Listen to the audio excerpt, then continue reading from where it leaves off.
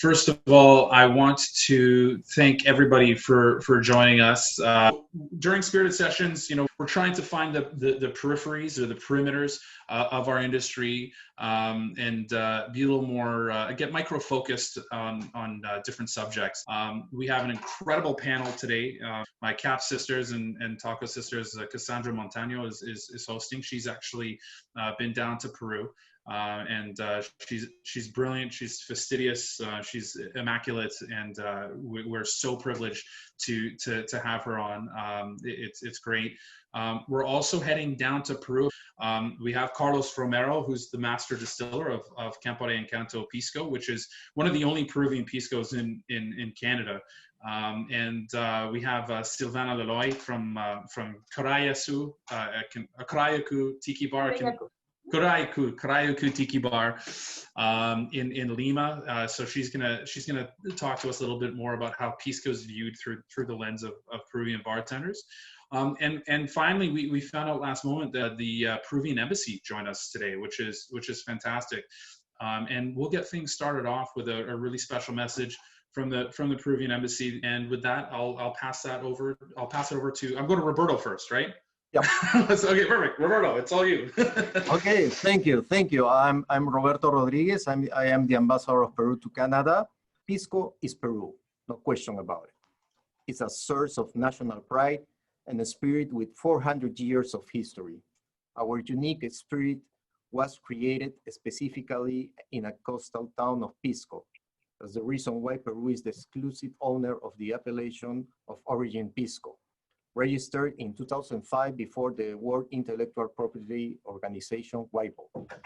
I am sure you will have the opportunity to learn more about this incredible diversity with our distinguished specialists today.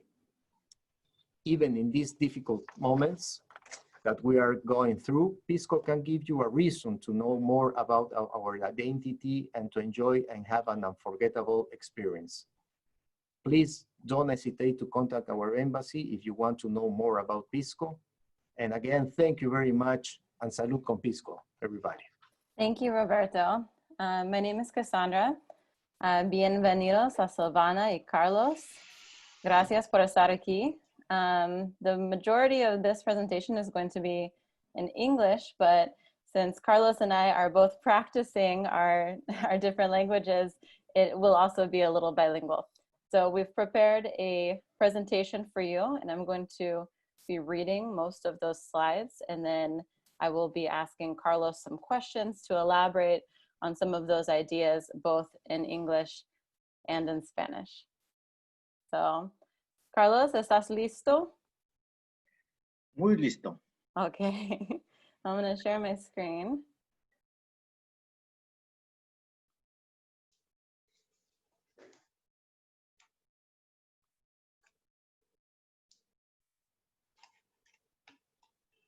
Yeah. Okay. All right, we are talking today about Peruvian Pisco with the help of Campo de Encanto. Again, my name is Kassandra Montano. I'm an associate event producer for Offsite in Boston. I've spent 8 years bartending in New Orleans and Washington, D.C. before specializing in events. However, last year I lived in Colombia for 10 months and Peru learning Spanish. We have Carlos here, who is our guest. Carlos is from the Pisco producing region of Tacna. He studied agriculture at the University of Gonzaga in Ica, Peru. He has been producing Pisco since 1982, and he is the founder and general manager of Campo de Encanto Pisco.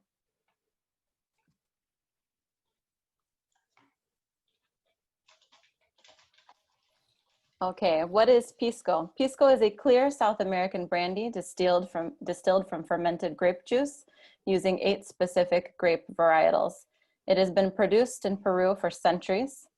Peru lays claim to Pisco's origins and adheres to regulations that produce 3 distinct styles.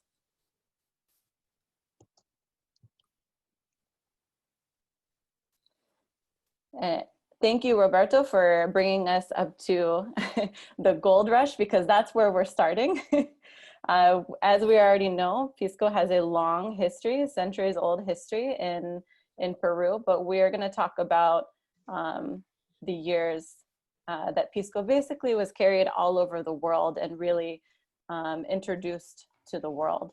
So the golden years. When gold was first discovered in California in the late 1800s, word spread not only across the country, but down into South America.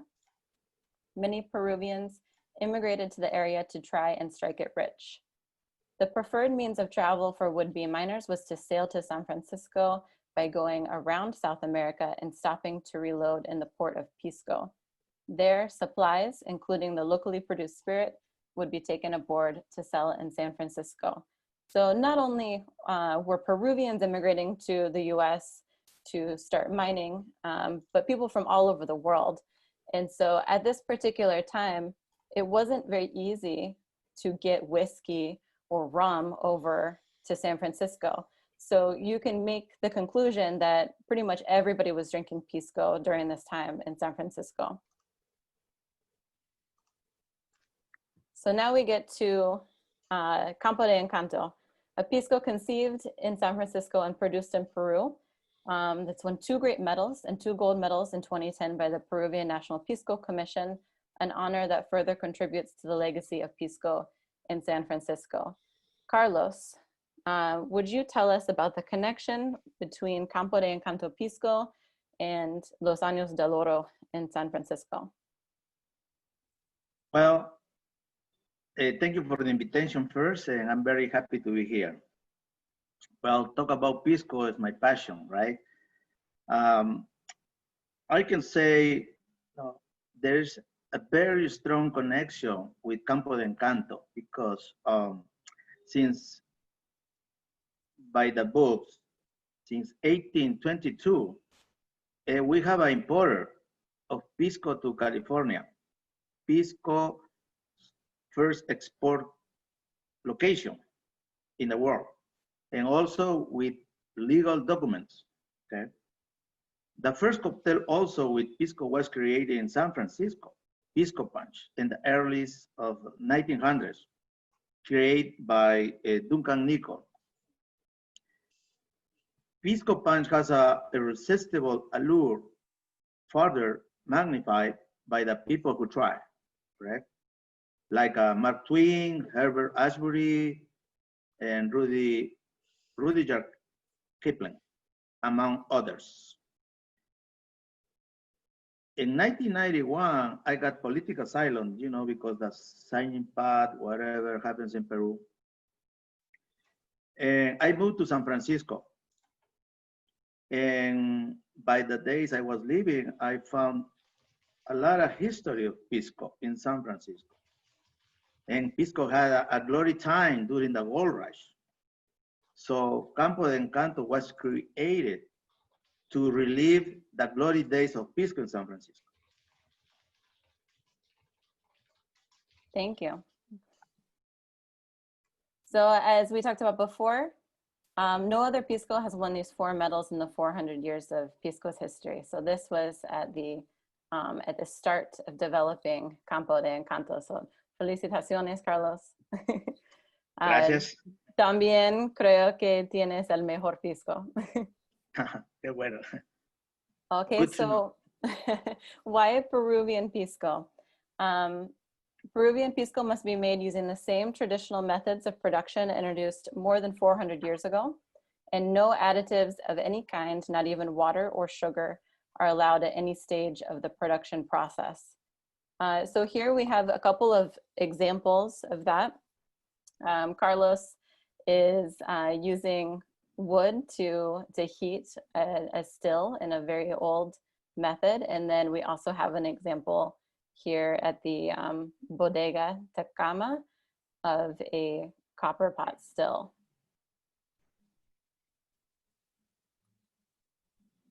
So the regulations. Peruvian Pisco must be made from 8 grape varietals, Pisco can be made from 8 grape varietals, including the non-aromatic grapes, which the Spanish originally brought over with them for wine production. As much as 60% of all Pisco on the market is made solely with or includes quebranta. It is distilled to proof. Pisco must not only be singles distilled, it must also be distilled to proof at between 38 to 48% ABV. That means producers cannot add water after distillation, which is standard for other spirits. Peruvian Pisco cannot be aged. While Pisco cannot be aged in wood, it must rest for a minimum of 3 months in a non-reactive container, such as stainless steel or glass, or traditionally elongated clay pitchers known as botijas, or informally as piscos. So here we have some examples of the varietals. So you have your, aromatics, Italia, Muscatel, Albilla, Torantel, poco aromáticos, or no aromáticos, Negro Criollo, Quebranta, Uvina, Mollar. You have here in the growing regions of the producing regions of Pisco. Over down here is where Carlos is from, in Tacna, but he resides in Ica and has been producing Pisco here in Ica for many years. So this is, all of the growing regions you can see are along the Pacific coast. So this is the Pacific Ocean here. And Carlos, if you could tell us about what type of producers do you buy from in Ica? ¿A qué tipo de productores de uvas le compras en Ica? Okay. As an engineer, agricultural engineer, I have visited the entire Ica Valley looking for the best grapes, the best terroirs. Okay. So in the 38 years making Pisco, I identify more than 20 small grape producers. So I've been working with them since the 80s, right? By giving some technical directions. The harvest is biodynamic grapes. We can say biodynamic grapes because we don't use any chemicals,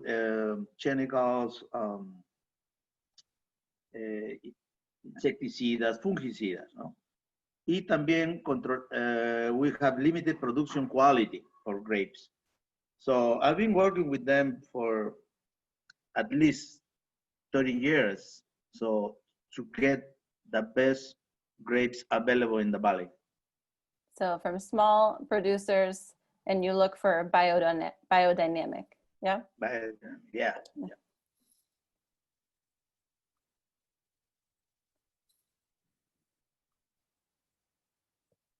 Okay, so let's talk about the climate of Ica. So the harsh desert climate of Ica is unlike that of any other wine region in the world. The biggest challenge for Ica is producing quality wine with extreme sunshine and warmth. The climate lends itself very nicely to growing grapes high in sugar, which are ideal to make Pisco.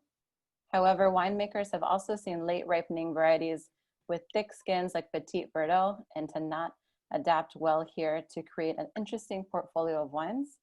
The Pisco grapes generally have a sugar content measured at 24.5 bricks when ripe.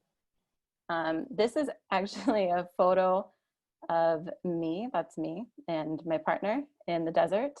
So this is the start of I think it's the Atacama Desert. And it's only 30 minutes away from where this other picture is taken here at this bodega. So you can see just like 1 second you're in these rolling sand dunes, and then the next minute you can be in the vineyard. It's a pretty crazy place to produce wine.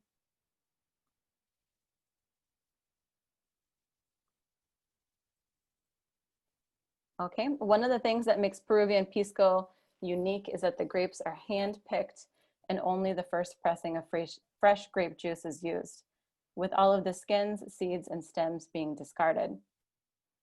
It is this practice that sets Pisco apart from grappa and all other styles of brandy made from the leftovers of wine production. The grape juice is then fermented in vats using the wild, naturally occurring yeast. The long 8 to 12 day fermentation can be with a partial or total maceration of the grape. And we have Carlos here who is holding this botija that we talked about. So this is an old method of storing, of resting pisco after fermentation in these ceramic jars, basically. And there's so many of them that you need to, there's a little spout at the top where you put the pisco in there. So Carlos, if you could tell us, why have modern producers stopped using botijas? Well, because before the pisco producer, their pisco production, they're very small production. You can manage, a small amount of juice, right? But using the botijas, it was a bad practice. Yeah, because as you see, it's a clay where they use tar. It's like an alquitrán, to seal the pores of the botijas to avoid the evaporation of the alcohol. So it was a bad practice first because they don't know, we don't know in the early 80s, right? So you're saying also, they sealed it with tar? With tar, yeah. With tar, okay, with tar inside, okay. Yes. And because it's porous, so you would lose the alcohol with evaporation. Right. And so it's hard to clean in there, yeah? It's hard to clean too, right? And small amounts, just 72 liters, right? So also for logistics management, imagine, how can you move 500,000 liters of grape juice 4 times in 20 days in botijas of 72 liters? So we need 7,000 of botijas. Wow. Right? And also, how can we do that chemical analysis, to 7,000 botijas? So the modern producers or distillers were focused in exporting premium piscos, right? So that's the answer for you, I think. Yeah, so now we move towards using tanks, right, to rest the pisco to have more of a consistency. Right, 30,000 liters tanks, Okay. each. So there's a question here from Adrian, which is good. Sorry to interrupt, but I'm just going to interrupt once questions show up. So Peruvian pisco is unique in the sense that it discards all the skins and the seeds. Is that something that is part of the DO, Carlos? Is that part of the regulation, or is that just a preference or a traditional style that separates Peruvian pisco from other styles of brandy? Yeah, mostly is the way we make pisco for centuries, press the grapes, do a little maceration, depends of the distiller, and separate the skin, the seeds from the juice. So we fermented the pure juice of the grapes, right? But included en las regulaciones, no puedes usar las semillas, las cáscaras, solamente necesitas usar el jugo, ¿cierto? Right. This is in the DO regulation. So yes. Still. So just the fermented grape juice. No of the other product that's left over from winemaking can be used. No. Just wanted to, if I may, it is a rule as Kassandra saying, is part of is a must, not use. It's just the distillate from the first press of the grape. It's like when we talk about the olive oil. You have the extra virgin olive oil, which is made from the first press. That could be a comparison with the Peruvian pisco. The Peruvian pisco is generated by the first press of the juice of the grape. Usually, for a bottle of 750 ml of liquid, you need between, perhaps Carlos can correct me, is between 8 to 10 kilos of grapes to do a one bottle of pisco. So bear in mind that, and that's why the purity, the fineness, the bouquet, and so on of the pisco, no? Yes, gracias. Yeah, it's correct. And Patrick Braga, who's down in San Jose right now, has another question. Do you use the skins for anything else, or how, are they discarded? Are they reused at all? We don't use it much, as only as a fertilizer. So we send back to the earth, the soil, as a fertilizer. Cool. That is cool. And I think it's important to note, I just mentioned before, that the DO for Peruvian Pisco is fairly new. So it's interesting to look at some of these new DOs, just with other categories as well. I think agave is the same way. You can see, once you look inside them, you can see how differentiating they are from other regions and other styles of the same spirit category. Okay, here we are looking at some photos that Carlos has provided me. So you can see just a little bit of the harvest of the grapes. And here in the second picture is the old method of where you would do the pressing. So this would be pressed by foot, which is not used so much anymore. The third picture, you have the start of the maceration. And then the fourth picture, you have the start of the fermentation. And we're going to talk about the different types of fermentation in just a second.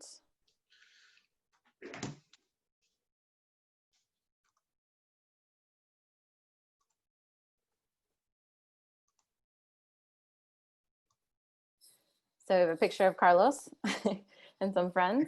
Here he gives us a little sneak peek of what the process may look like when he's blending. We already know that Peruvian Pisco is single distilled in copper pot stills and no water or sugar is added. It must also be distilled 2 proof at between 38 to 48% ABV. And Pisco must be distilled from wine as opposed to the pomace left over from wine production. So there are 3 classifications of Pisco. We have a couple of fun pictures here. One is all of the Piscos that I sampled when I was down there in Ica, and also Carlos's awesome Mustang here with his couple of bottles of Encanto. So the 3 classifications, the first one is puro. Puros are the most popular in Peru and are made entirely from a single grape varietal. The second is mosto verde, which is fermentation interrupted. Mosto verdes are distilled when the wine is still sweet, as the fermentation has not finished. This takes more grapes per liter, more work, and more care. Carlos, I want to ask you, you've told me that Mosto Verde is one of your favorites, and I've actually heard this a lot. Can you tell us what is so special about the process of fermentation and distillation of Mosto Verde? Well, to produce Mosto Verde, we had to interrupt, right, the fermentation. Certainly bricks of the juice. Nothing is writing, or you can read in the book. Every Mosto Verde has the touch of the producer, of the distiller. He knows exactly when to cut the mosto and put in the pot distill. It's about your experience, right? Well, Mosto Verde I like it. I love it because it has a different alcoholic sensation, no? Because it has something sugar left over or something sugar still in the juice. Mosto Verde love it because it's very structured, silky and sweet pisco. So Mosto Verde is like a bite of filet mignon, you know, you have to feel it in the mouth. Okay. So what I hear a lot, and what I think what you're saying is that the style makes the flavor sort of a little more round, a little Right. más suave. Sí, complejo, suave, seda, you know. And it takes more time because you have to watch at the very moment and measure when you're trying to stop the fermentation. Right, right. This is a constant sugar level measuring, you know, Okay. until I think you have the proper juice ready for distill. You know, And so you have your own recipe, and other distillers from other brands may have their other head distillers, you're saying, have their own recipe of when they stop the fermentation, correct? Yes, that's correct. Nobody else, just me, my Mosto Verde. It is interesting. So it makes Mosto Verde very special, and I was very fortunate to be able to try it with you. I have, sorry to interrupt, some questions about Mosto Verde. I have a question from Adrian here. What's the difference in ABV when you're halting fermentation on the must versus when you would ferment it out to dryness for an achelado or a puro? That's question one. Question two is when are you making Mosto Verde yourself so that we can get some to Canada? Well, to start the second one, yeah, it's been resting. It's been resting, and Carlos, is this one the purple, the morada? That's the Mosto Verde, right. ¿cierto? Yeah, we don't have that one yet. Well, this is just trying how it goes, you know. But we are, because it's very expensive, we use double quantity of grapes, you know. We use double times grapes to make a same amount of pisco. So for me, it needs, you know, resting very well, at least 5 years. No, at least 5 years to get the taste. I like it. I love it. You know. The first question was about. Could you tell me again? The difference in alcohol percentage when you're making a Mosto Verde, when you halt the fermentation. What is there? Mm-hmm. Is there an? I know it's to the distiller's touch, which is kind of one of the most beautiful things about Pisco. It's very much to the distiller's touch.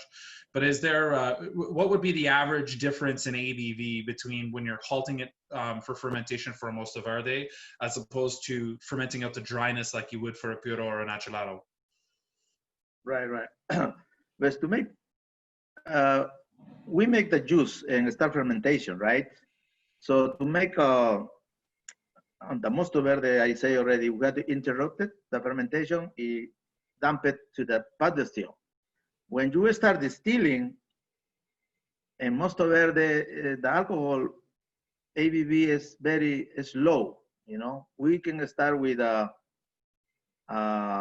60 to 58 alcohol, you know, volume. And in the piscos, when the juice is dry, 0 sugar, we start with 70, 72 alcohol percentage. So that's why we start with very low alcohol. So the production of Mosto Verde and at the end is half or less than a half distilled to proof, always distilled to proof, but the amount of the Pisco is half. That's why we use double grapes, you know. For example, we start from 58 alcohol to 42. So that means it's half of the amount we supposed to start with 72 alcohol to 42. So that's the big difference. We start very low alcohol value, percentage alcohol.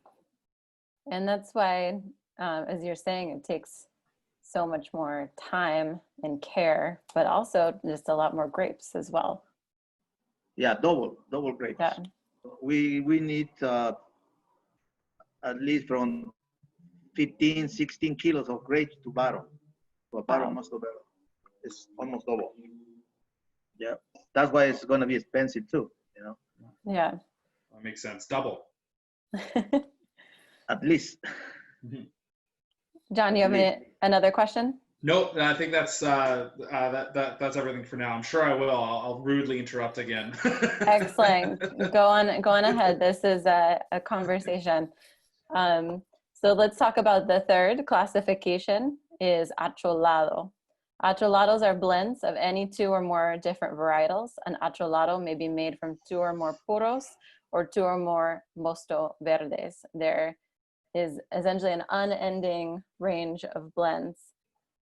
So Carlos, you have with Campo de Encanto an acholado. Háblanos sobre los tipos de acholados tienes.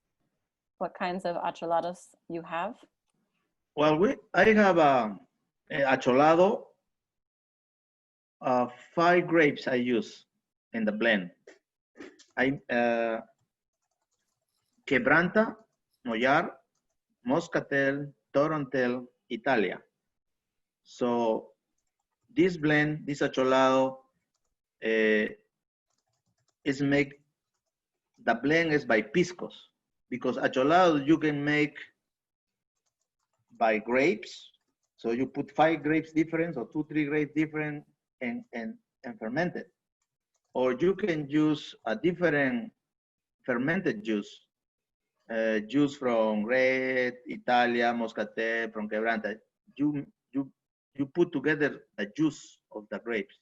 Or you can make acholado as a blending Pisco already finished.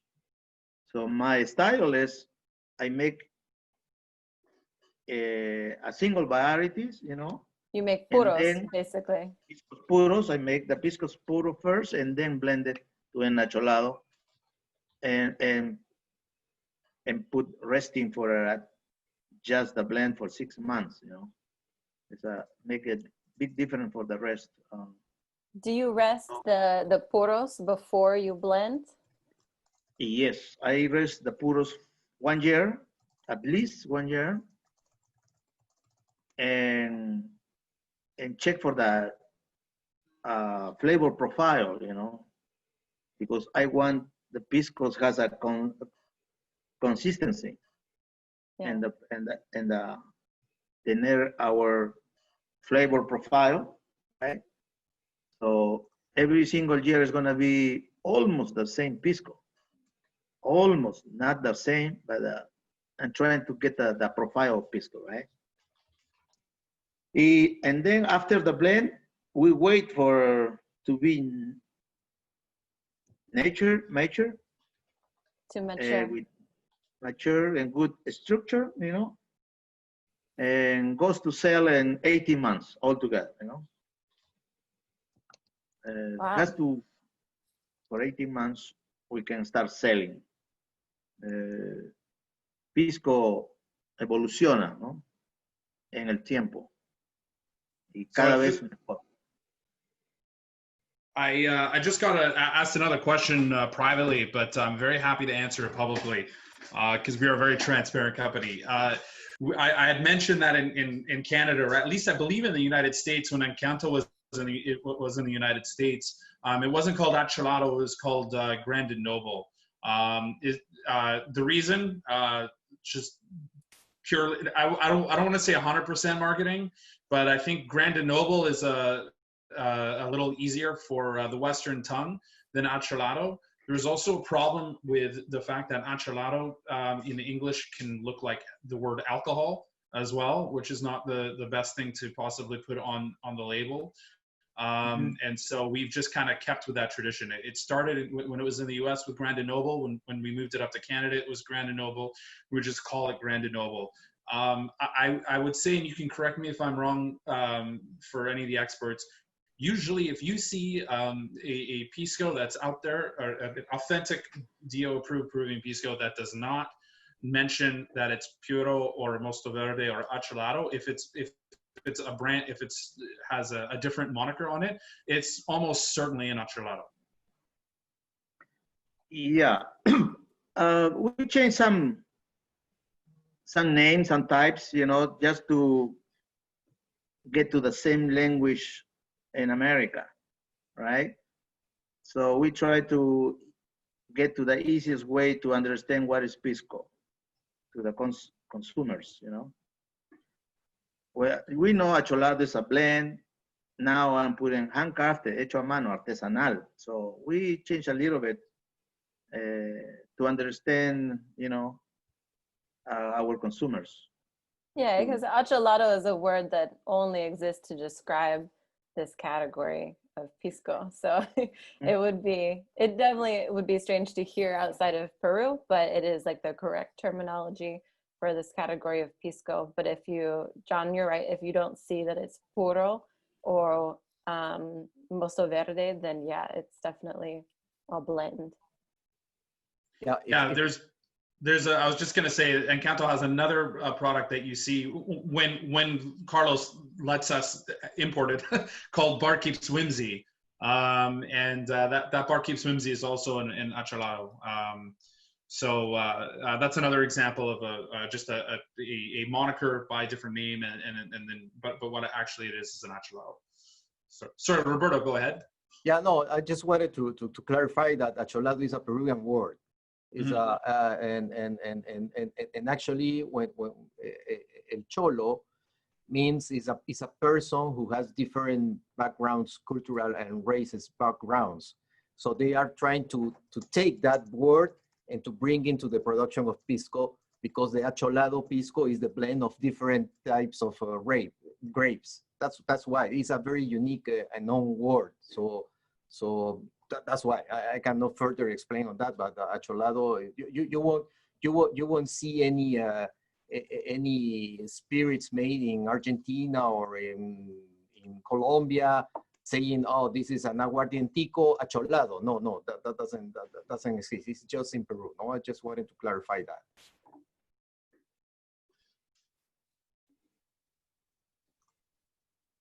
Perfect. Thank you. I like it. It's originally Peruvian. Yes. Yeah, Peruvian word. Okay.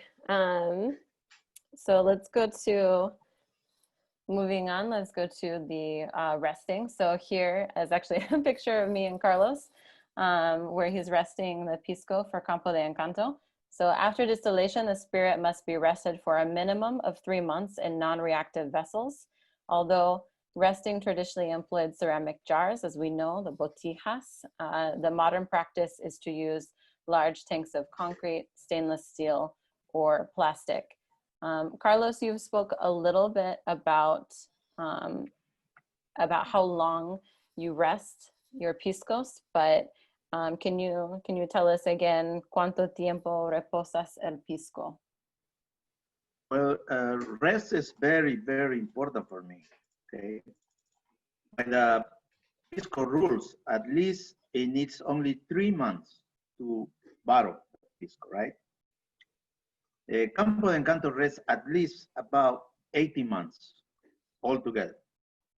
And why? Because we look for a good measures, assembly, and it feels round. Like I say, it feels like a filet mignon.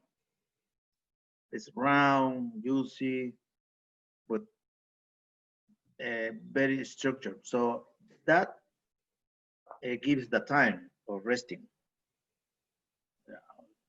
It's So very important for us. you have, so typically it's 18 months.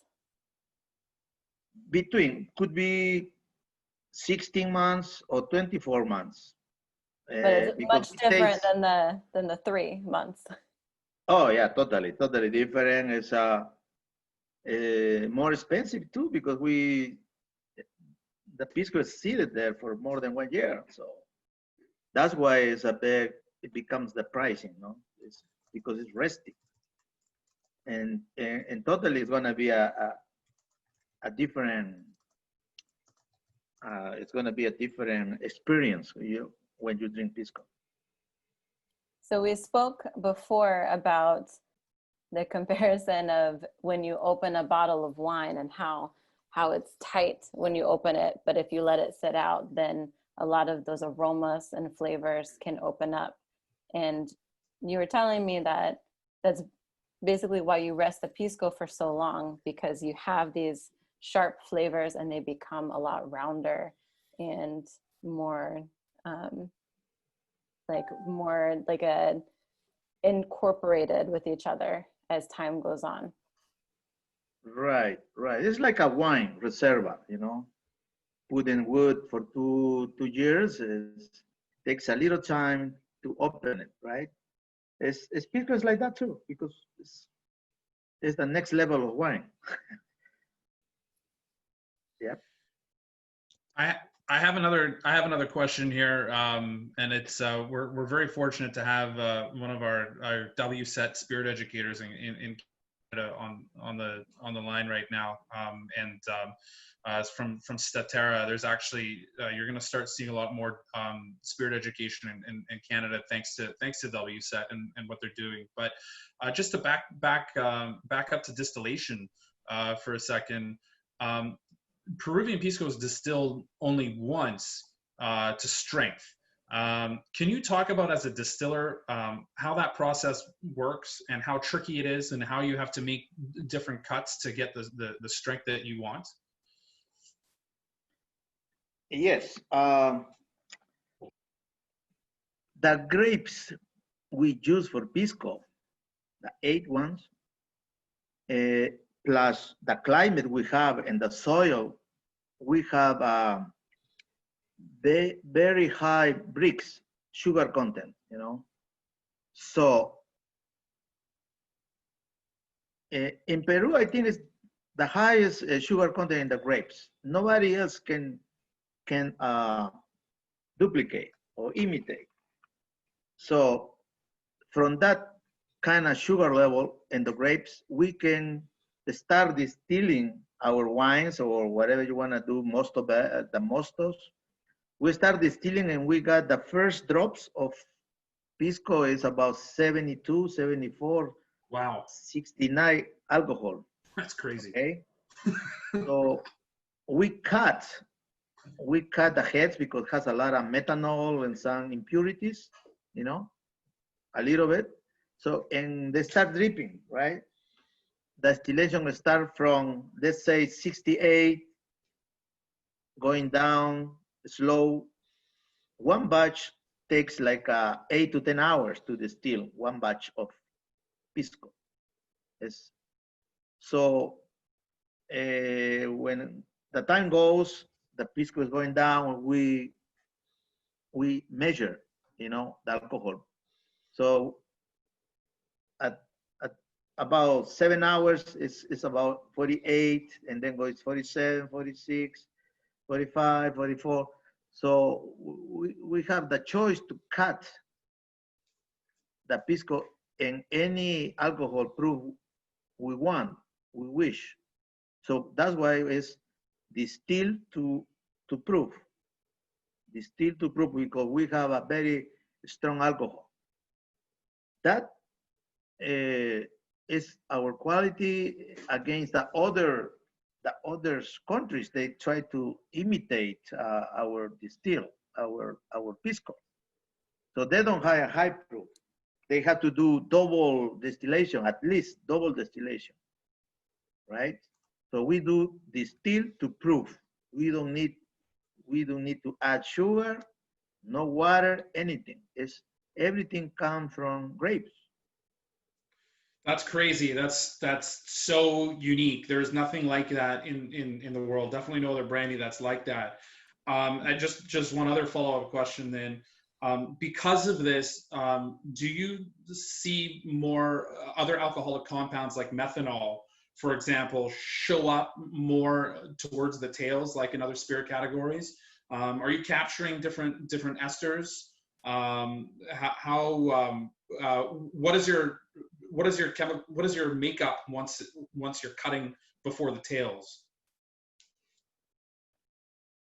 Well, to cut the tails, you just has to look for, most of the distillers, they look for the alcohol proof. If they want a 48, they cut in 48, or 42, 40. But Campo Encanto, me, we cut the tails by tasting, you know. When the tail is great, is pure, we don't have any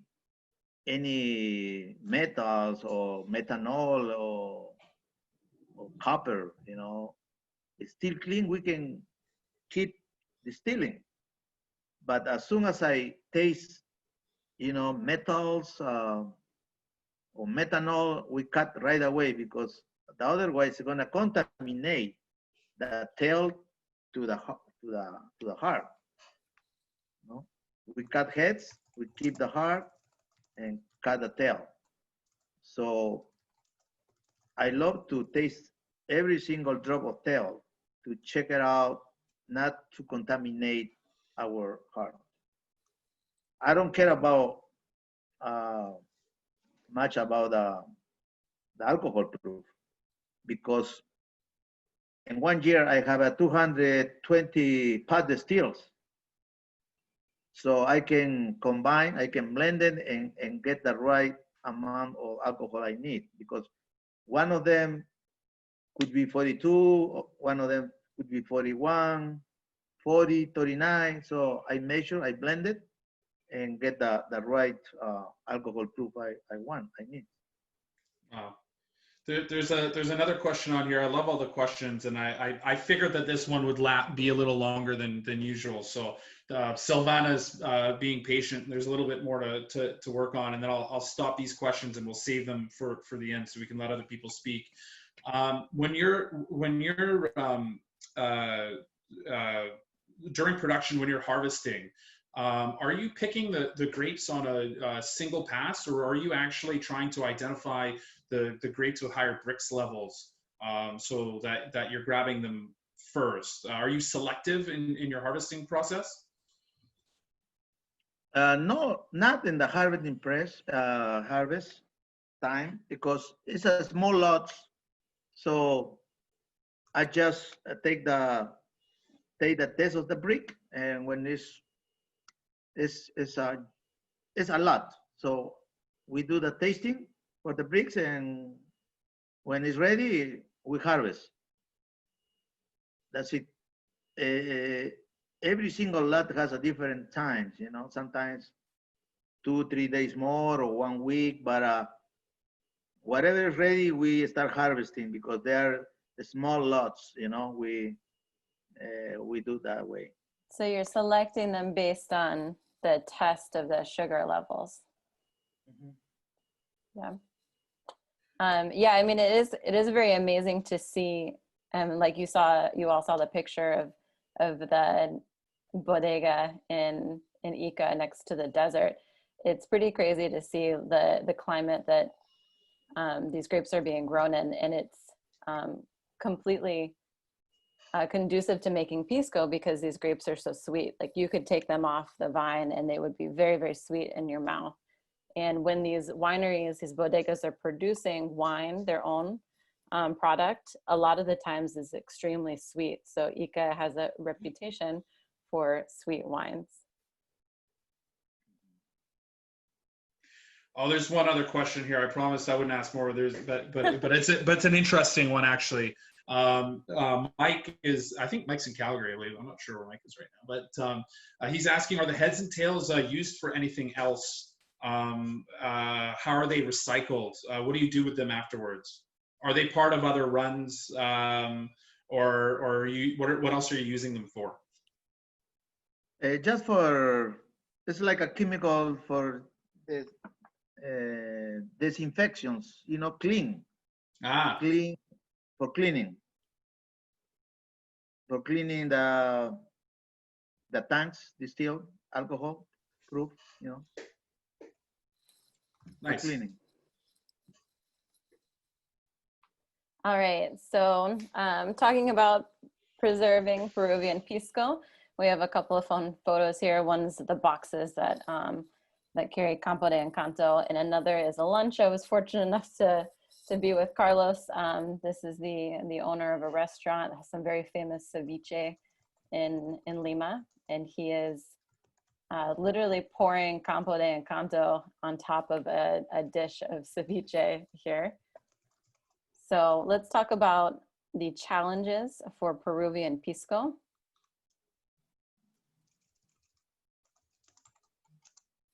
So let's talk about the product out of Chile for a little bit. The competition, aided by an enormous wine industry.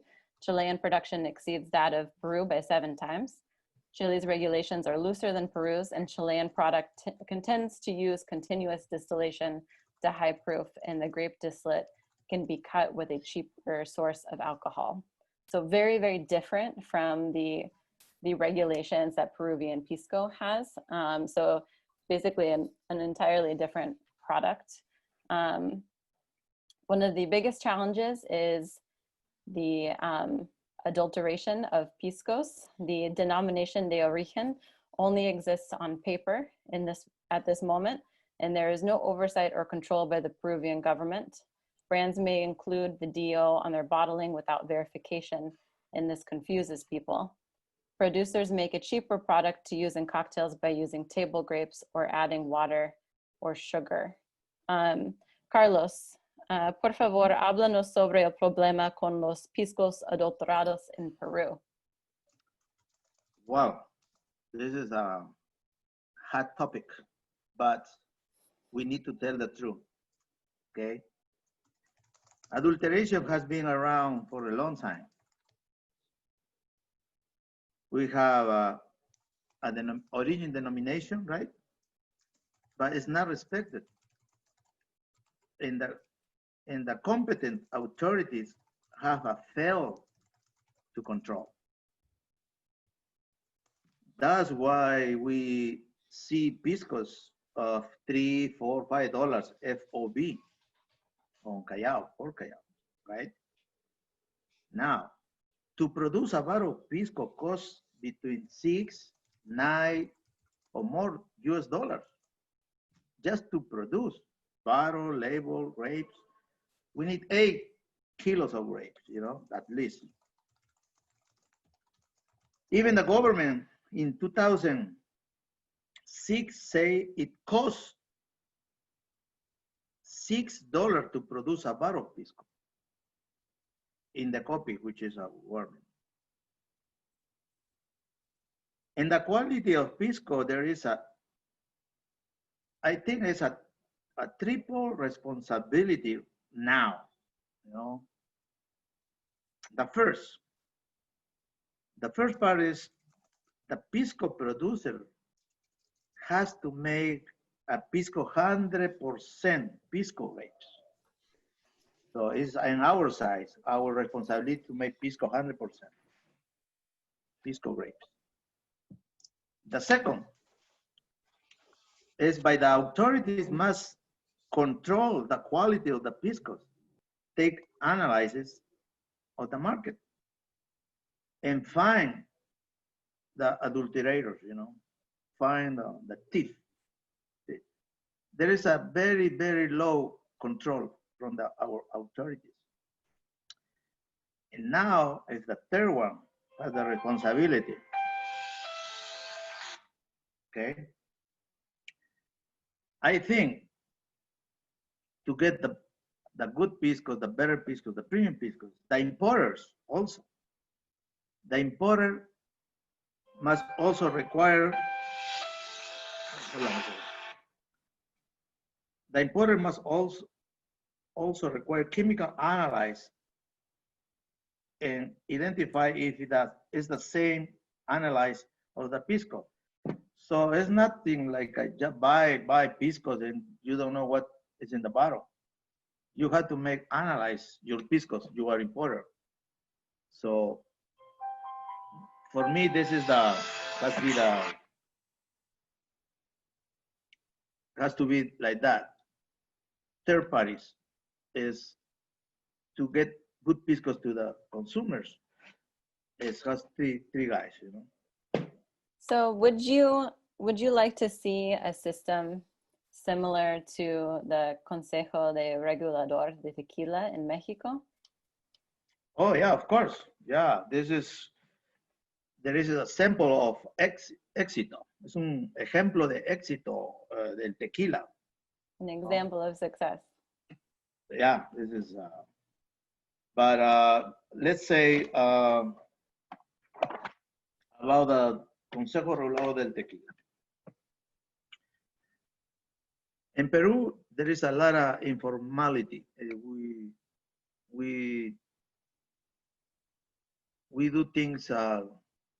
We don't, how to say, be in the law. Okay, most people, la informalidad. Somos muy informales, right? And also, the Association of Producers, you know, it's hard for you saying erróneo. It's hard for you to govern yourselves, right? You need an outside party to be able to check on the producers to say, hey, this is how many grapes you're buying, this is how much product you've claimed that you're making, and make sure that those things match. Right. We need a private party to control the quality of the Piscos. But now, as a producer, we think we have to control. It's a very wrong way to get quality Pisco. We need a control of the quality. So, el Consejo Regulador del Tequila and Mezcal is a very good samples to imitate, you know. So, yeah.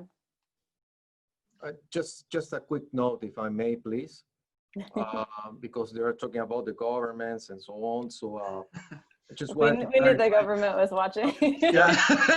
Not to be clear here, Pisco for us is a very, as I mentioned in my presentation, is a Pisco is Peru is our flagship product, our finest spirit. So because of that, we have already emitted a stringent legal framework for producing and doing the Pisco.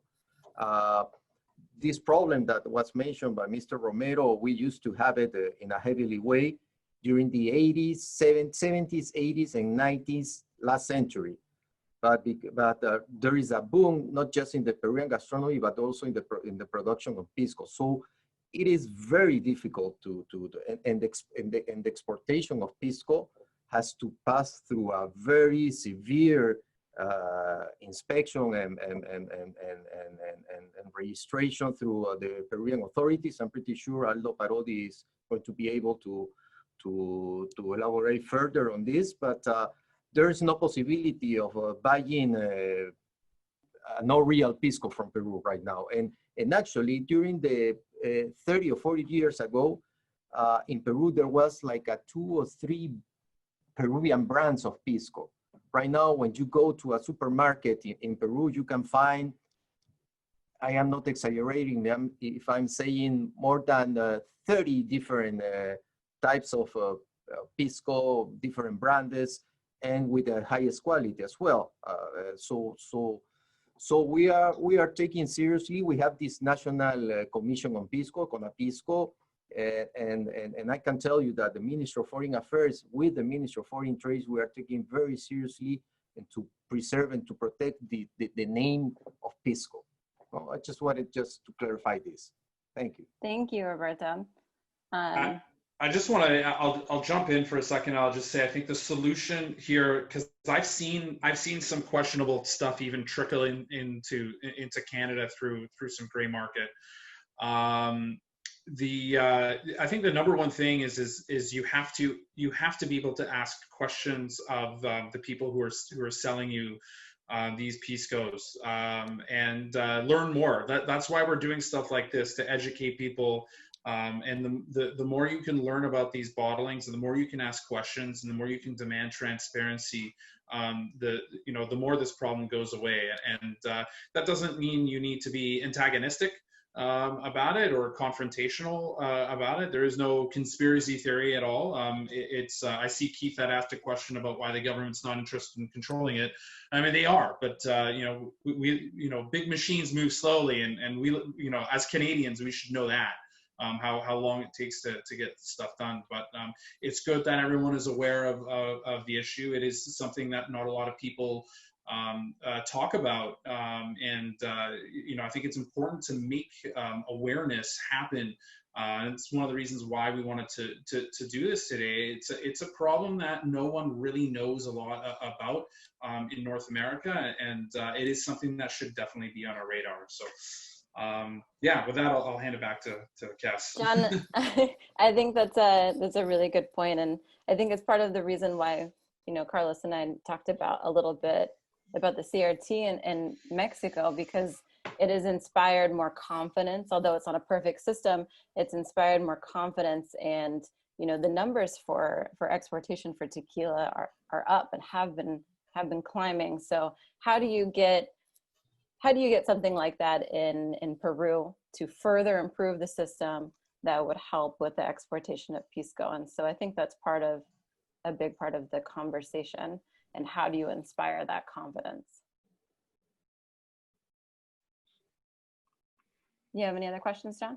No, that's good for now. I knew this would be a hotly debated topic, this part. So this is almost a seminar in itself, but we do have to move on. I love it. Well, let's talk a little bit about the sustainability. So we've definitely talked in depth about the climate. So Ica is home to notable Pisco distilleries.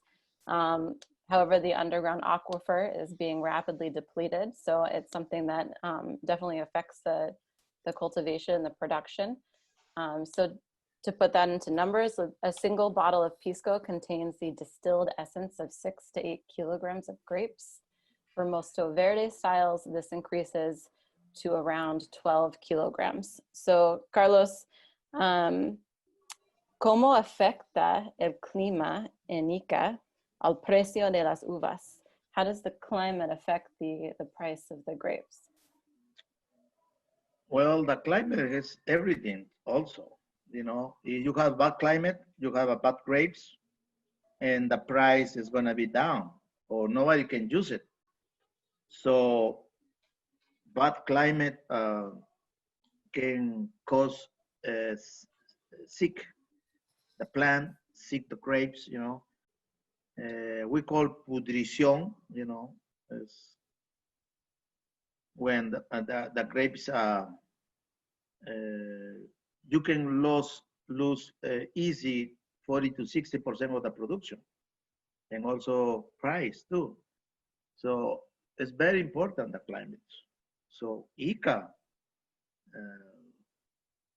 I think is one of the best places to grow grapes for the climate.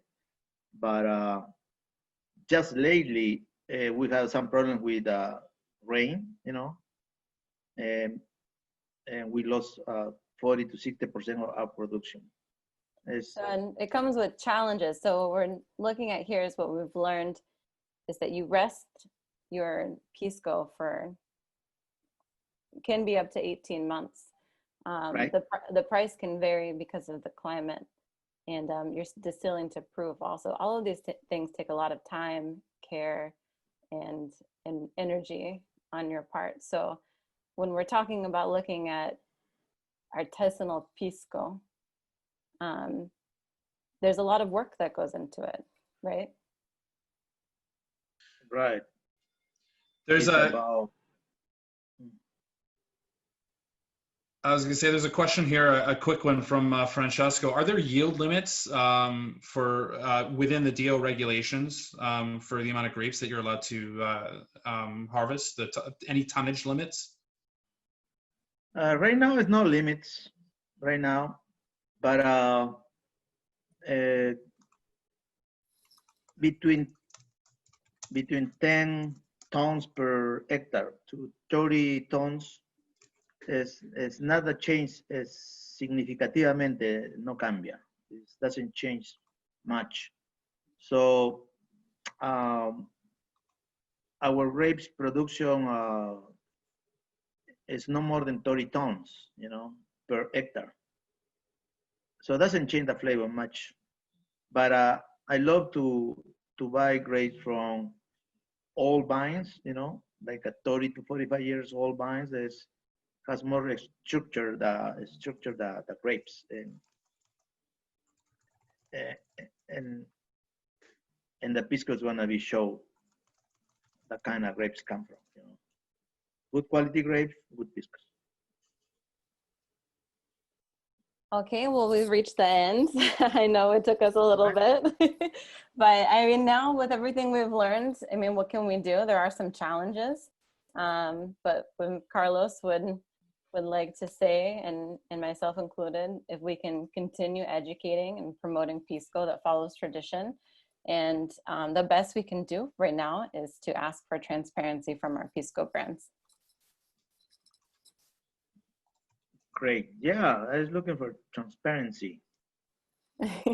Check very well whatever you buy as importers and give the quality for your customers.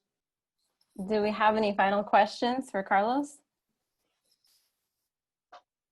Yeah, but there's one more from Keith here. Lots of great questions. I think in that last slide we saw the underground aquifer depleting. Is there a reason for that? Is it climate change?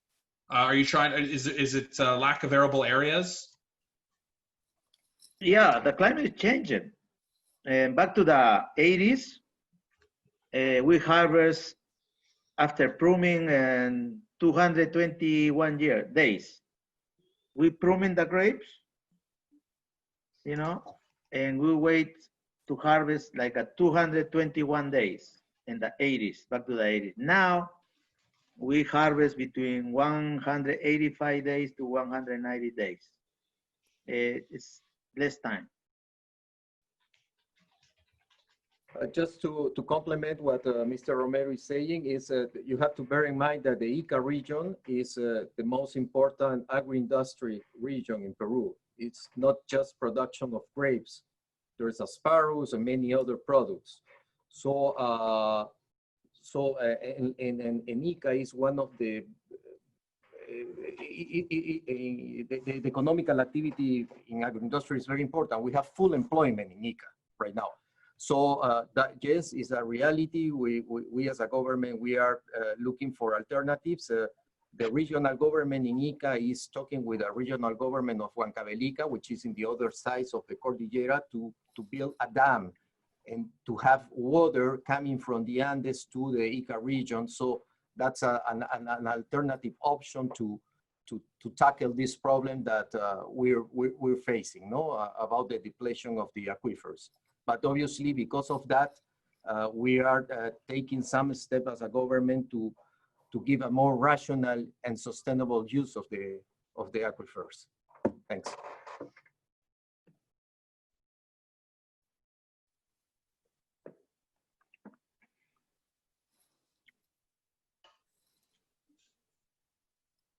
Awesome. I think we'll save all the other production questions to the end, because I know we're already past an hour. But I think I'll let Kassandra introduce Silvana, and then we'll save everything else to the end. But don't worry, we'll get all the questions answered. Carlos, thank you so much for joining me. We'll have you hang out, for more questions later. Sure, no problem. Okay. I'm here. Silvana. I'm in quarantine. Oh, yeah. Todos estamos en la cuarentena.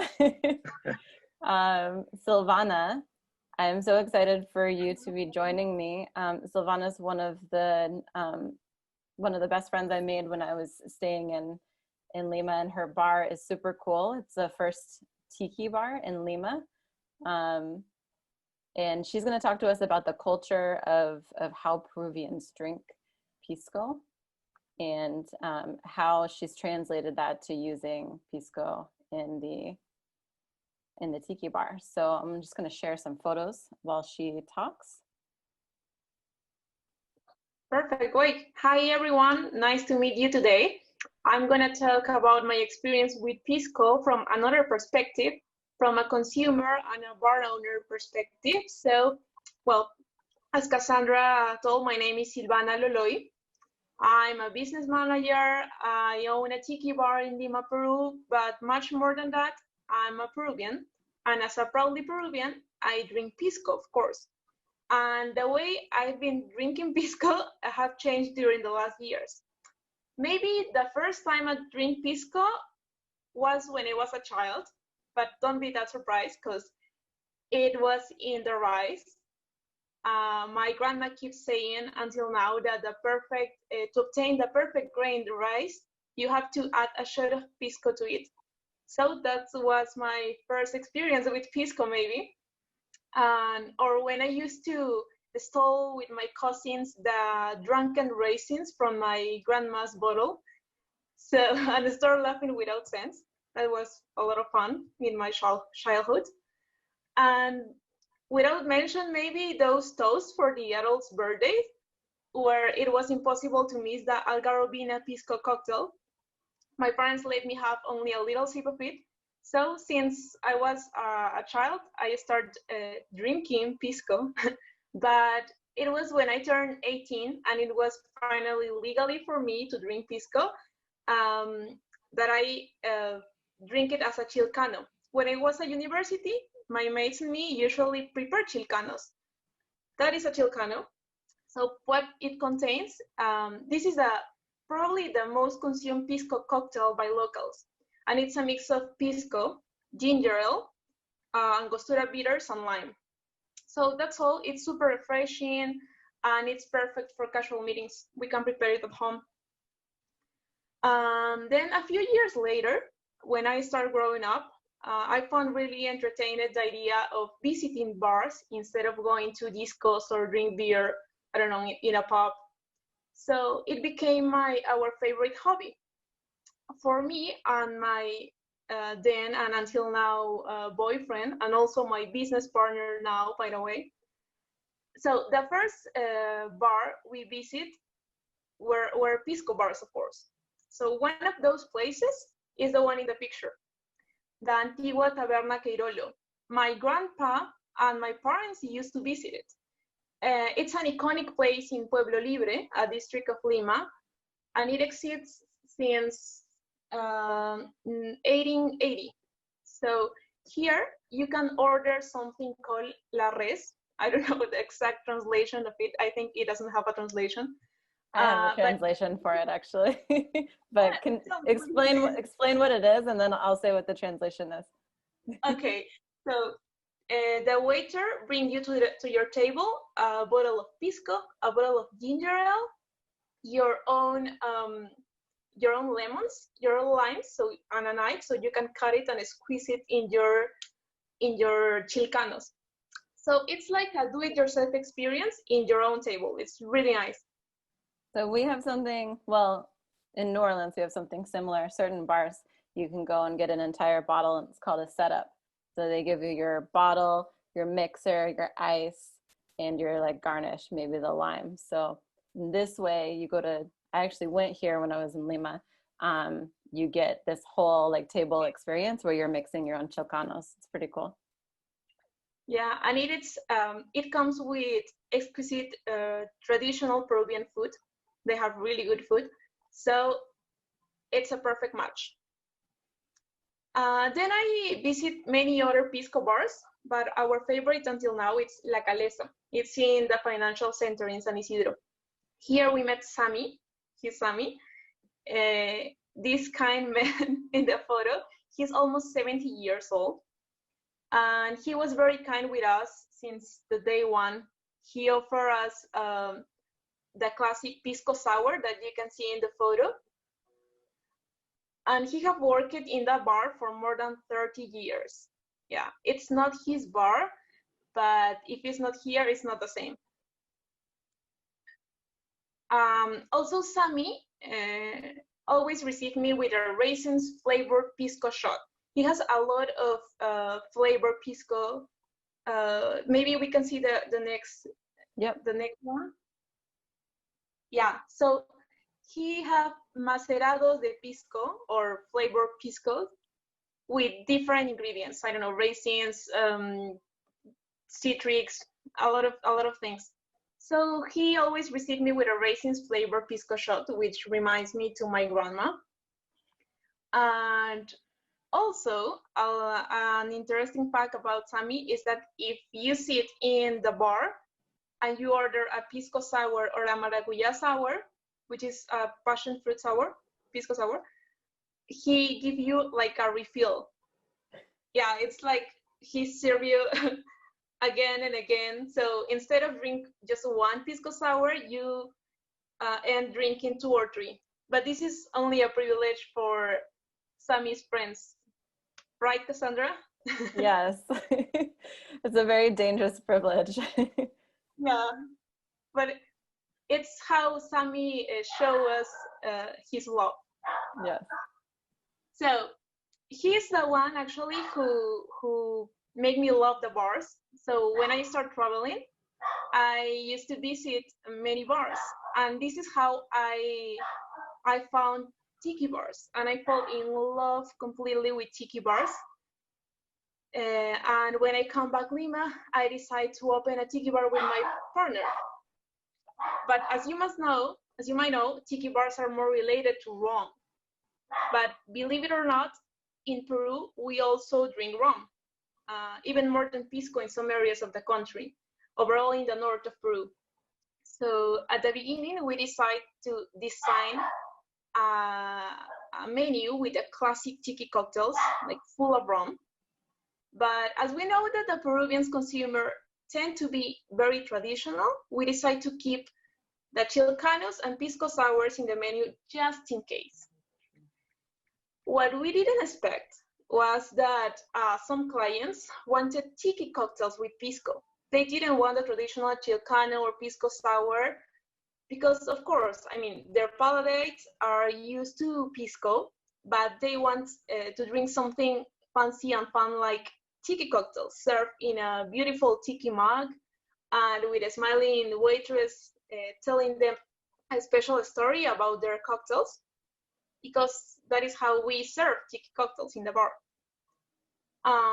So we decided to create an extra menu, the one you're seeing it in the presentation. We create a Patrio Tiki Cocktails menu, and we launched it last year during the national holidays in July.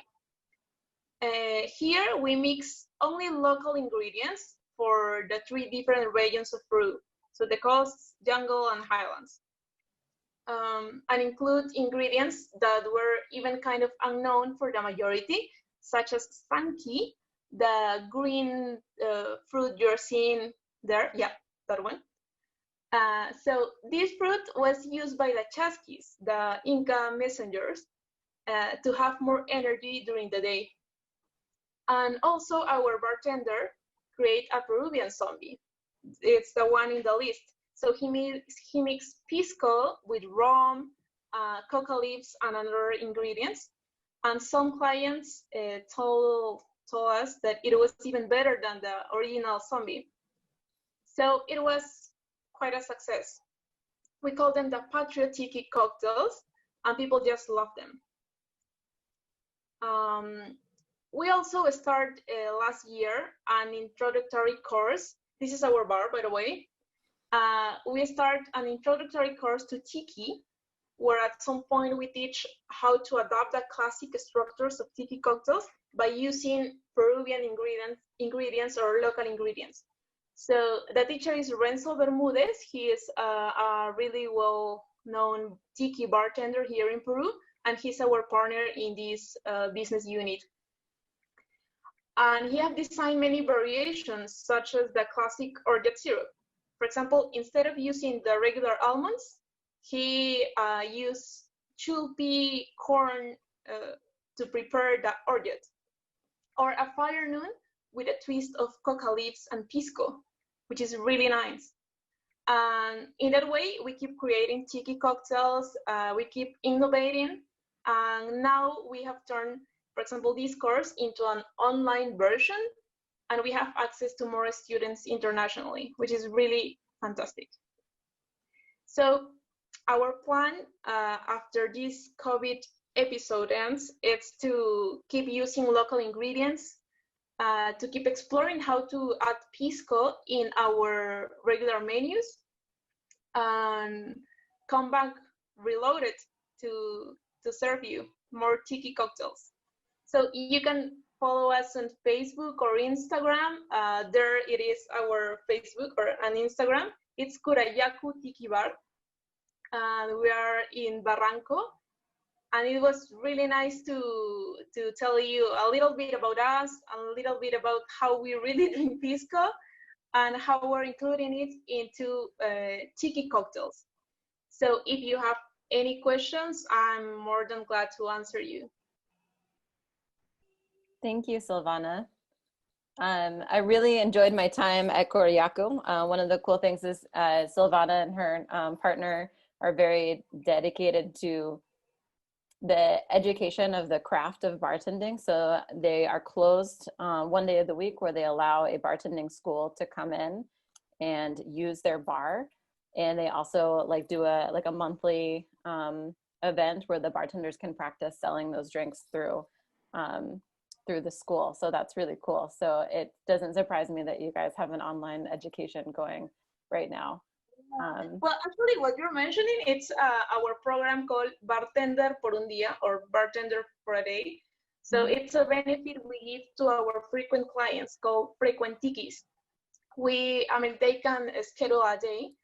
It's usually on Wednesday, or well, it was usually on Wednesday, and they can create new tiki cocktails with their favorite ingredients, which is really nice. So they go, they practice, and then they have like a special event for them. That's awesome. Thank you. Do we have any questions for Silvana?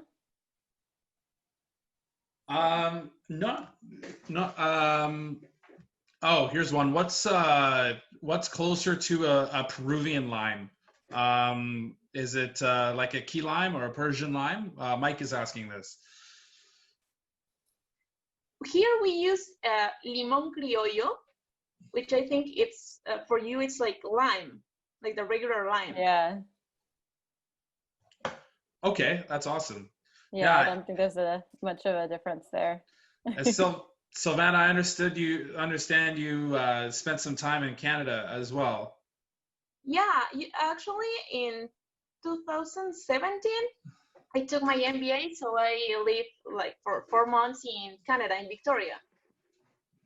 Well, that's and you know what?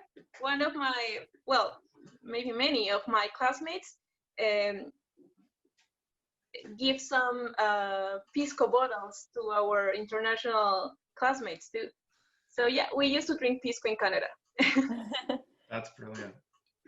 There's another question here from Mark. He was wondering if you prefer puros for different cocktails, or if different puros work with different flavors. Is there an example? Maybe you would use 100% muscatel for one thing, and maybe 100% quebranta for something else. How do you see that? What's your opinion? We've been using different kinds of Pisco. Like Torontel is one of my favorites, for example, but it depends on the cocktail. Like we keep creating new cocktails, so we have to taste a lot, which is my favorite part too, and keep trying. So if maybe in one cocktail the muscatel is perfect, but in another one we need an acholado. It depends on what we're looking for in a cocktail. Very cool. Yeah, I think that are there any more questions for Silvana? Nothing. No, I think that's all I have. I just wanted to talk a little bit about how, I mean, she made this cocktail menu that was tiki with using pisco because the clientele was asking for it. And Silvana, can you talk about how Peruvians, I guess the Peruvian pride in Peruvian products, right? You can see it in the food and the drinks. For example, it doesn't matter the type of restaurant or bar in Lima. If you go to a casual place or if you go to the most elegant restaurant, because we know Lima has some of the best restaurants in the world, you're always going to find pisco on the menu, a pisco sour, a chilcano. Can you talk about the pride that Peruvians have for their product? Yeah, sure. That's why I mentioned that at the very beginning, we decided to include chilcano and pisco sour in our menu, even if we are a tiki bar and we're not supposed to have those cocktails. But yeah, I mean, even more the younger generations are really like patriotic. They feel very proud of being Peruvians and very proud of having the Peruvian pisco. I mean, having pisco. So it's always a must that you will find a pisco cocktail in any bar or in any restaurant. That's awesome. Thank you. If I may ask something to Silvana, please, is because this is a mixology session, I know that, but because of the outstanding purity of the pisco with the aromatic grapes, obviously we can use as a neat shot of pisco, and you can enjoy it as a pousse café. It's like an armagnac or a cognac, but made from grapes. It's an amazing one. Do you have within your clientele, besides of cocktails, you offer as a shots the pisco? Yeah, overall to tourists, you know. Yeah. Tourists, for example, we have served the 8 different kind of pisco to different tourists because they want to try. And not only with pisco, but with Peruvian spirits in general. So yeah, it's a great experience to have like all the pisco types in your bar. I have more than 150 bottles of rum, but I also have a special section in my bar for Peruvian spirits. And of course, pisco is on it. That's fantastic. I want to interrupt one moment because I see on the other side here that Aldo might be on a bit of a time crunch, and he has something to say. Aldo, can I turn it over to you for a second? You have a really exciting announcement, right? We can come back to Silvana in a second. Yes, hello. Thank you for giving the opportunity to address to you. I am the trade commissioner of Peru in Canada. So I handle the trade offices, and we do activities to promote our exports here in Canada, also tourism and also investment. But in this case, we're talking about Pisco. And with Pisco, we have scheduled the Pisco Week contest that was going to be held in just in few weeks, but we have delayed that until the end of summer or beginning of fall, where all bartenders from Montreal and Toronto will have the opportunity to prepare a creative cocktail and participate in this context, and there will be a very nice prize. They will go to Peru in a trip completely free. So it's something to motivate bartenders to do creation with Pisco, for the people to try it and to develop Pisco in Canada. That's something interesting. We are going to begin this process with some seminars and master classes starting June 18th and July the 4th, I think. And I gave my email in one of the chats, and you can email me back, or I will transfer the email to the organizer so we can be all in contact. So we're here to do activities in whole Canada to promote our Pisco, among to all what is represented our gastronomy, which is very diverse and very diverse. Something that I wanted to emphasize is that Pisco is a DO, and we have all the regulation, not only in the region, but in the process. we take that from the French because they are very developed in that sense. And in fact, before this appointment in Canada, I was appointed in France, and I had the opportunity to visit Cognac and knowing the people there.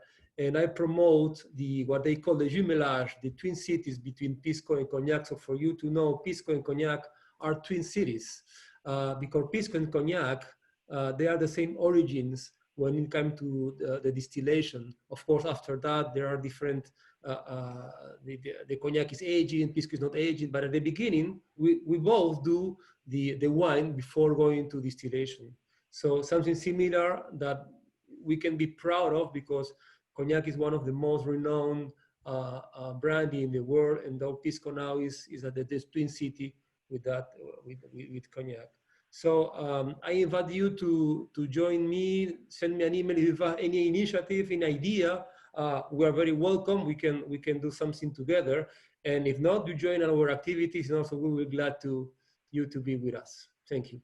Thank you, Aldo. Just one follow-up question. You mentioned Toronto and Montreal. Are there plans to expand the competition or do something else for other cities in Canada?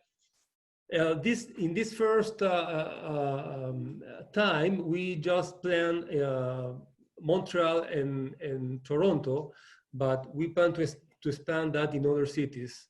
Perhaps we can join Ottawa, which is also very close to this part of the country. But our next step will be going to the west, of course. That's amazing, Aldo. Thank you so much. We're so lucky to have a Peruvian embassy in Canada that is so engaged with bartenders. That's wonderful news, and what a fantastic initiative. I will turn it back over to Kassandra here. I just wanted to make sure that Aldo had a chance because I know you might have had to go here. Thank you, Aldo. Do we have any more questions for Carlos or Silvana? I think we're at the end here of anything that I needed to show you. John, do you have anything in the vaults there for questions? Let me scroll back, but I think we covered it. This was a lot of information and a lot of fun. And Kassandra, thank you so much for giving us some of your time today. You're a wonderful hostess, and we're very lucky. I'm very lucky to call you a friend. And I'm very lucky to call Carlos a friend and not just a business partner, and I met some new friends from the Peruvian embassy, and with Silvana, I can't wait to come visit your bar. But again, we wouldn't be able to do this without the generosity of people like Kassandra, Silvana, and Carlos, and the Peruvian embassy, and without all your support. So stay tuned. We'll see you in 2 weeks' time. Stay safe and stay healthy, and please feel free to reach out to us if you need anything or if we can guide you in any direction. And thank you again, everyone. Have a wonderful afternoon. Thank you very much. Thank you. Bye. Gracias, Carlos. Bye, Carlos. Gracias, Silvana. Gracias. Gracias a ustedes por soportar.